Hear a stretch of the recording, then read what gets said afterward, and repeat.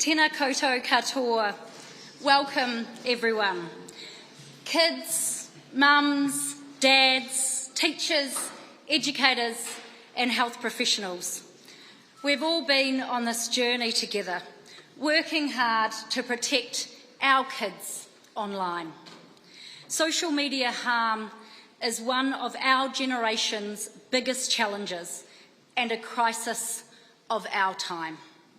Protecting kids from online harm has been close to my heart. And last year, I introduced a members' bill to ban social media for under-16s. Because as a mum, I see the harm being inflicted on children in our communities every day. Cyberbullying, inappropriate content, sexual exploitation, and heartbreaking mental health struggles, and the list goes on.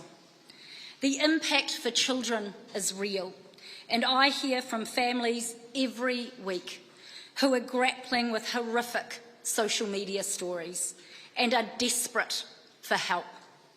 Social media has become a lethal drug, where kids are so addicted they need detox, but parents can't do the detox alone.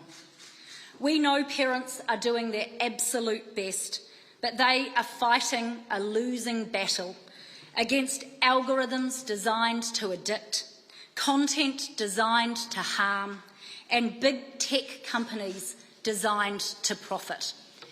Every day, right across New Zealand, we are seeing kids' addiction to social media getting worse and online harm escalating. We have guardrails in the physical world, but nothing to protect our kids in the online world.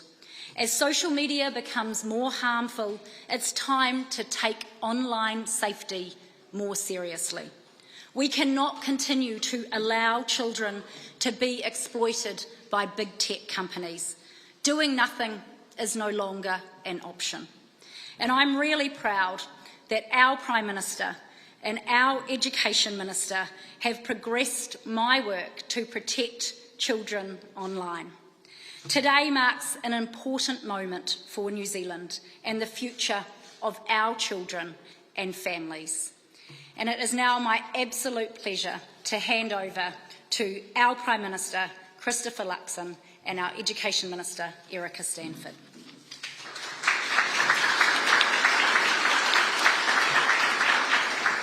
Well, kia ora, good afternoon everybody, and can I just extend a very warm welcome to Parliament for all of you who are visiting with us. Thank you for being here.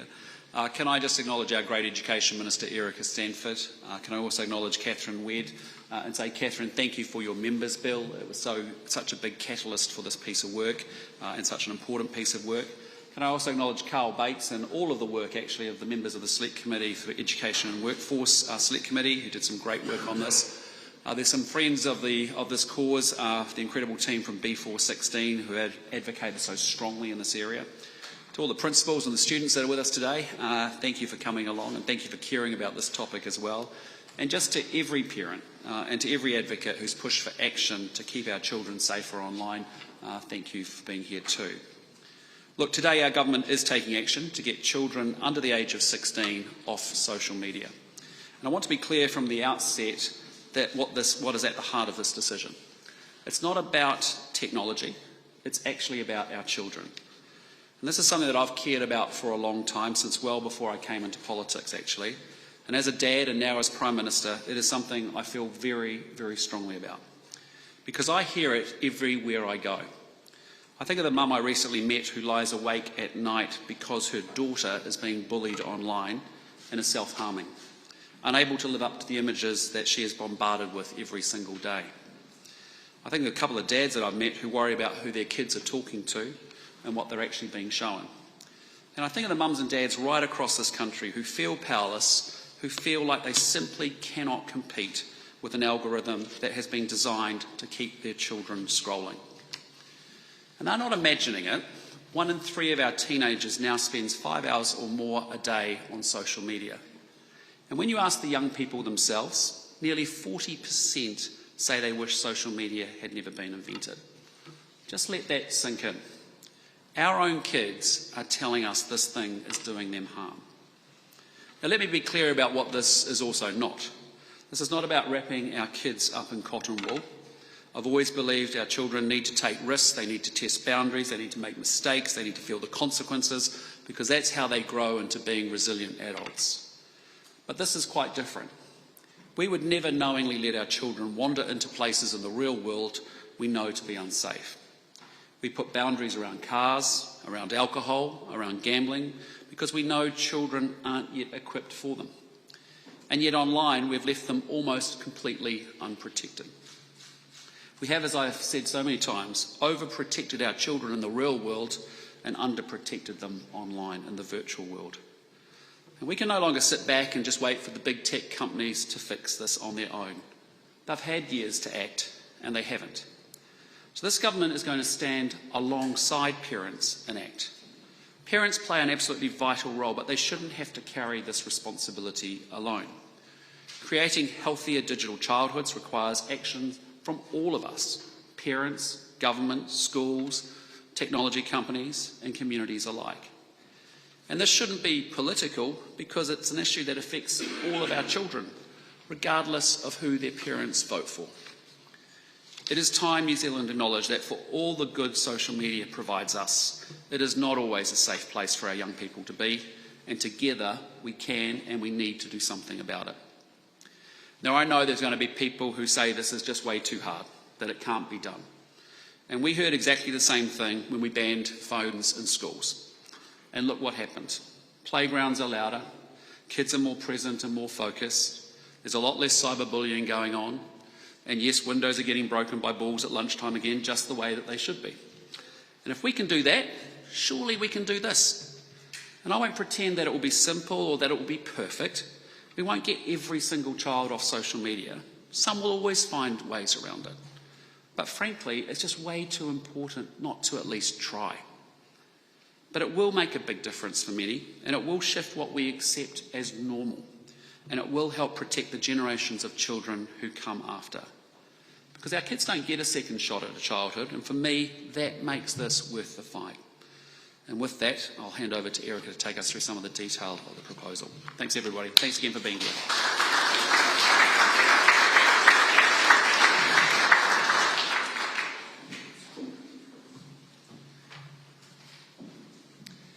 Well, thank you, Prime Minister. So the Prime Minister has set out the harm that social media can cause our children.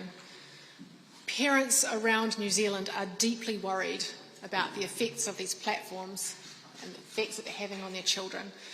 Educators are seeing the consequences in classrooms. Health professionals are treating 3 times as many children presenting in emergency departments with self-harm. And they tell me that they are fighting a losing battle against a device that is constantly pinging, that's there 24 hours a day, 7 days a week, reinforcing the very insecurities, the pressures, the negative messages that are so harmful. And children themselves are too often victims of a system that is designed to capture and hold their attention and feed them constantly so that they keep coming back. And as a parent of teenagers, for me, this is personal. Parents all over New Zealand want to protect their children and make the right decisions for them. That's our job. But too often we feel completely and utterly powerless. On one side, around the kitchen table, you've got mum and dad who are trying to set boundaries. And on the other side are some of the biggest and most powerful big tech firms in the world with deep pockets, very powerful algorithms, enormous resources, and a commercial incentive to keep our kids online for as long as they possibly can. It's not a fair fight. Parents should not be left to fight this alone, and our children should not be the unwitting victims of companies profiting from their attention, their insecurities, and their vulnerabilities. Recently I sat down with 13 amazing New Zealanders, aged 16 to 18, and I asked them what it was actually like growing up with social media. And rather than me just telling you what they said, I want you to hear it from them. Who has seen someone being murdered online?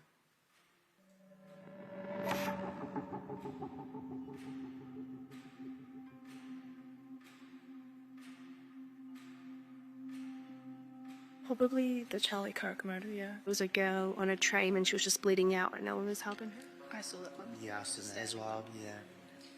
You wouldn't expect to see that on Instagram. You know, like that's such a crazy thing to happen. I'd say like fight videos that end really badly, like some of them end with like stabbings, and there's a whole, like you can see that like just on Instagram, and it's just two people in an altercation and then it gets deadly. Did you search for these things? No. So nobody searched, I would like to see this thing. No. It was delivered to you on your feed. You know, as a parent, parenting, you know, kids your age, your purpose in life is to keep your kids safe and to make sure they grow up happy and healthy and well-adjusted and successful, and that's our job. And I guess from our perspective, we sort of feel like we've lost control. We feel like we're there to protect you, and there's this thing out there that we don't know anything about, we have no experience with, we don't know how to control it, and there's something else bringing up our kids that isn't us. My mum, she doesn't really know what I'm seeing online. Like when she's online, she's mostly just on Instagram Reels, sending me like cooking videos and like videos of cute dogs and stuff. So she doesn't really know what I'm seeing on my algorithm, which is quite different to hers since mine's more tailored for young people and what young people are watching. That's really interesting. So AI algorithms are feeding you gratuitous violence, but they're feeding your parents cute cat videos. I remember, I think maybe a couple years ago, there was a thing called stomach vacuuming, and Stomach vacuuming. it was this thing to like blow out all the air in your stomach and kind of suck in so much to see how flat you could get your waist. If I open my feed and I scroll for just a few seconds, I'd see a video of a boy that's 16, my age, and has so much like better muscles and a better jawline, and the way that they got that wasn't safe. They did steroids, or they used a hammer to shape their cheekbones. I'd never heard of it before today. I'm just absolutely horrified. You ask anyone in our generation, and there's definitely negative connotations with short form content, but you ask anyone and they're also still scrolling, all right? So I think we recognize it, but it's hard to escape it. Because we've been at this dopamine high the whole time that we're scrolling, and then it crashes, and it's a true addiction.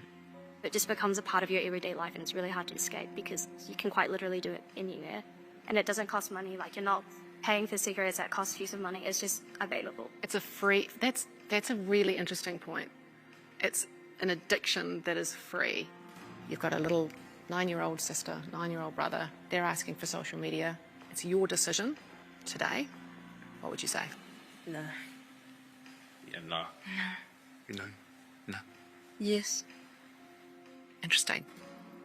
I think that, because I know my siblings, I think that they could filter through that, and I also know that they've got a support system that they can go to. Yeah. And they'd be monitored by my parents. But not everybody. And it's interesting because there are parents who are more tech savvy and who are, making sure that they're keeping their kids safe because they have more ability to and more knowledge to. And that's so great that your parents have really good knowledge and understanding to be able to do that. If you could say something to the CEO of these companies, like if I was the CEO of Meta right now, what would you want to say to me? Just like more restrictions and regulations about what people can post, and that we shouldn't be the products, we should be just users, who having the experience, not just something they can profit off and, sell information and, yeah. I think I'd ask them to talk to us and to see for themselves the impact that their decisions are having on our generation. I think that their opinions would massively change if they just did that one thing. Do you think they let their own children on social media? I wouldn't say so.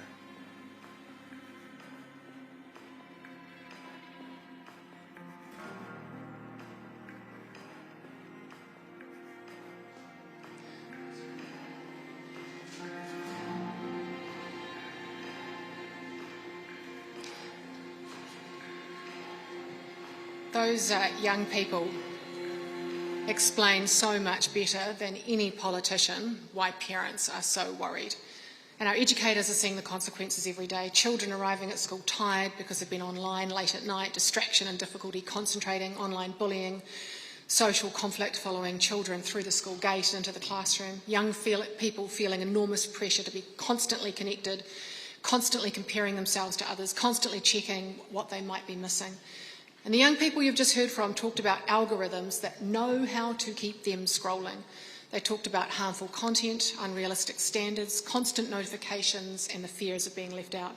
And it's starting young. Research commissioned by New Zealand On Air last year found that almost 1 in 4 New Zealand children aged 4 to 14 were using social media on a typical day. And 12 to 14-year-olds, it was almost 1 in 2. Most of these platforms already say children must be 13 to have an account, but clearly that self-imposed restriction is not working. We cannot rely on big tech to police itself and hope it does the right thing by our children. There's simply too much incentive to keep them online. So that's exactly what this bill does. Today we're introducing the Online Safety Minimum Age and Child Safety Risk Assessment Bill. It'll establish New Zealand's very first dedicated legislative framework for protecting children from the risks created by social media platforms. Government has always had a role in protecting children where products or activities can cause harm. We put age restriction on alcohol and cigarettes. We've got rules around driving because we recognise that young people need protection while they're still developing and their judgment and maturity are developing. But when it comes to the online world, we have allowed our children to what has effectively been the unregulated Wild West. And we've watched these platforms become more sophisticated, more persuasive and more powerful. This has to change. At the heart of this bill is a simple shift. Greater responsibility will sit with the companies that design, operate and profit from these platforms.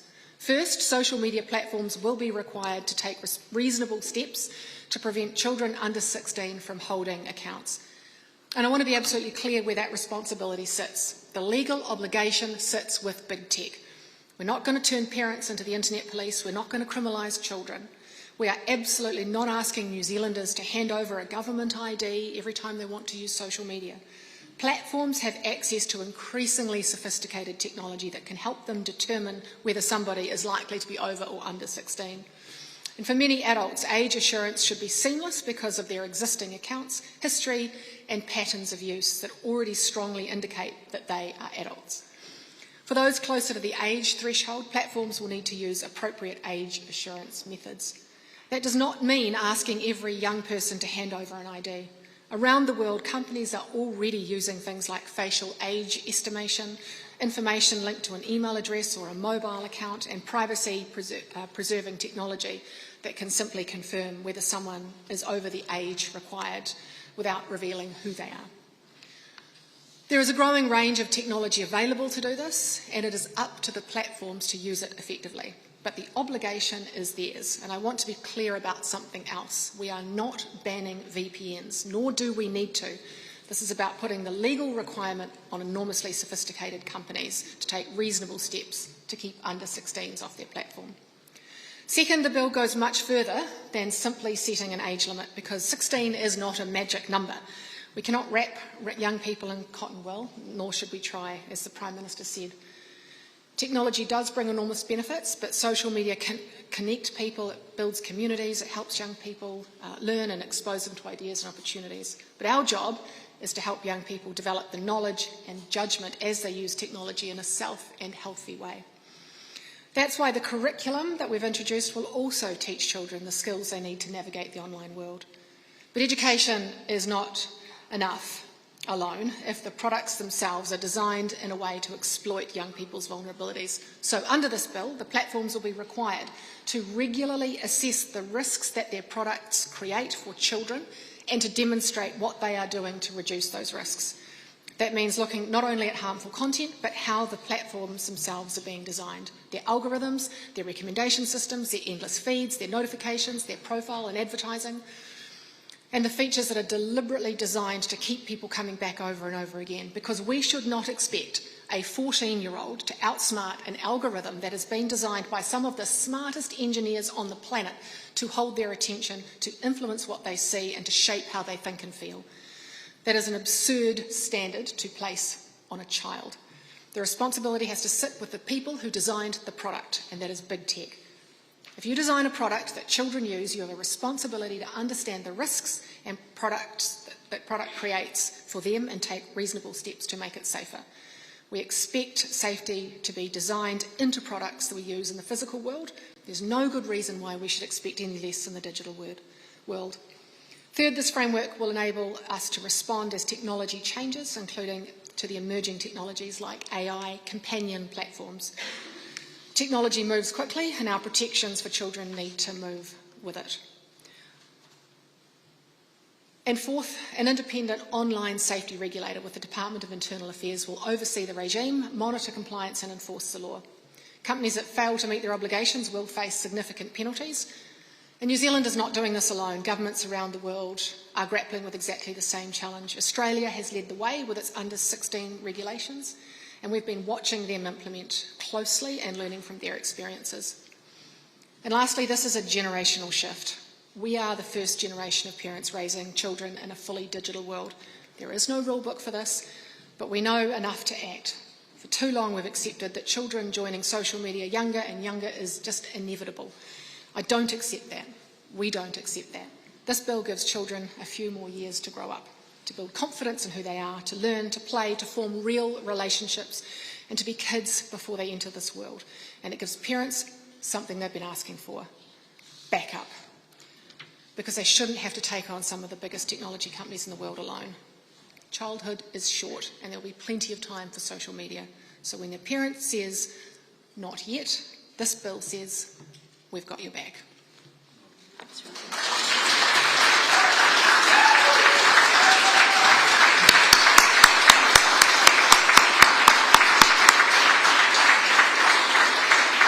Look, I would now like to invite to the stage Arden Moranga to speak. Arden is a member of the Before 16s Youth Advisory Group, and he's going to share some of his own experiences of growing up in a social media age.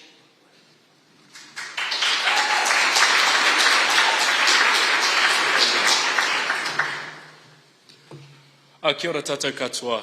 I want to start off with a Māori whakatauki. He aha te mea nui o te ao, he tangata, he tangata, he tangata. What is the most important thing in the world? It is people, it is people, it is people. But right now, our young people are being sold short. Right now, our young people are not facing a fair fight, as we've heard.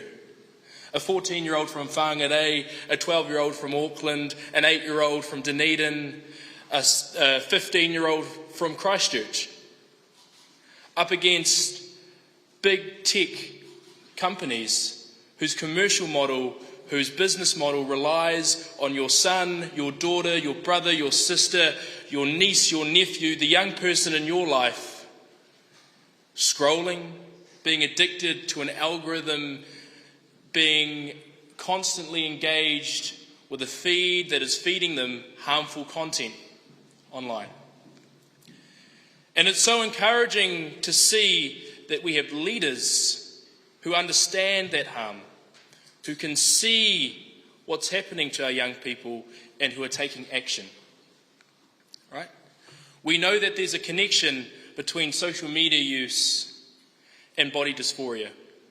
We know that there's a connection between social media use and worse outcomes for people mentally, emotionally, and physically as well. It's a common aspiration in this country that young people grow to become thriving, successful, and healthy. But if we're not willing to take action to ensure that that can happen, then we're no better than the big tech companies themselves. Okay? So, what makes a young person successful, thriving, and healthy? It's giving them the space to develop their own identity, to develop their character, to work with others toward a common goal that's bigger than themselves, to make sure that they're increasing and improving their interpersonal skills. And we do that through strong, face-to-face relationships. We do that through, whether it be a sports team, whether it be art, whether it be academics. if we let young people be young people, if we let young people live their childhood, impressionable young people, without being influenced, without being fed all this harmful content from big tech companies, then we're doing a good job. All right? I want to focus on one important aspect that is often overlooked. It has been mentioned today, though, time. 5 hours a day for a lot of teenagers. A lot of screen use, a lot of social media use, and so what does that take away from? It takes away from quality time spent with family, friends, spent studying. You know, people say, oh, spent studying, but, if you want to be successful academically, you need to put in the work. And I'm so grateful to live in a country where hard work is rewarded. In my life, personally, I've been so lucky to have been given a lot of opportunities, whether it be in sporting through rowing and rugby, whether it be in leadership, whether it be in cultural practices through kapahaka. And I'm so grateful that social media had not challenged me as much as a lot of others, and I was able to do that because that helped to develop me into who I am today. And we're giving young people back their right to their childhood to do that. I'm a coach as well. I coach rowing, and I coach it because I love the sport, but also because I see the really positive impacts on young people. I see them be able to face challenges. I see them being able to overcome adversity. I see them getting stronger and healthier and fitter. Right? And that can be applied across a number of different fields. This isn't a partisan win. This is a people win. When young people do well, we do well as a country. When young people are given the tools to succeed, then we have a strong future ahead of us. Right? It's a bit like trying to build a house. You've got your end goal, successful people. Now we're giving people the right materials to do it. Nō reira te whānau, just back to that saying, what is the most important thing in the world? It is people. This is a people policy. This is a people focus. Nō reira, tēnā koutou, huri noa ki a tātou katoa. Kia ora.